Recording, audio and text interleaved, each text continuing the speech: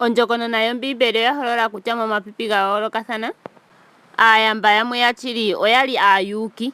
Ngaashi Abrahama okwali omuyamba pethimbo lyaye nokwali hiithanwa kuume kaKalunga. Okwali omuyamba gwoongombe, otshisiliveli notshingolondo. Shika okwali tsha faathana na Isaac, Israel, Joseph nooyakwawo. Oyali ya ningi aayamba kehe mpoka taya iyadha. Mu Mateus 10:19 okatya 23 Jesus okwa holola otshili kombinga yuuyamba nokuulike kutya otshili otshidhigu komuyamba ngoka a tula omutima gwe miinima yomaliko ge aye megulu.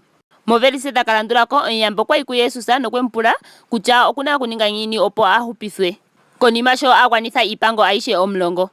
Jesus okwemu pula a landithepo omaliko ge ageshe ye a gandje uuyamba awushe kaathigona opo ilokelele oshilongo shegulu. Nokonima ye temu landula. Omityango odha holola kutya omulumentu nguka omuyamba okwali ena oluhodhi oshoka okwali ena uuyamba owundji. Mateus 10:19 okatya 16 sigo 22. Kristus kakele ompinge nuuyamba nenge nokuninga omuyamba okwa tu ningeni aayamba sho oomwenyo dhetu tadhi likola uuyamba.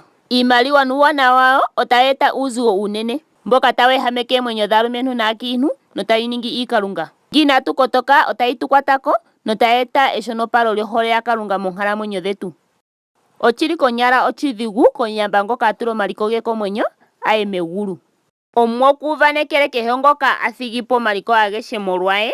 Oye ota kala ena otshindji kombanda yevi nota likola omwenyo gwe aluhe. Mateus 10:19 okatya 29. Uuyamba wetu unene owo mboka tuna mu Jesus Kristus. Tangi sho wa tala. Tu kwathela wu subscribe, wu likinge, ngo wu sharinge. Kalunga neku yambeke. Dhimbulukwa kutya Jesus Kristus okukuhole.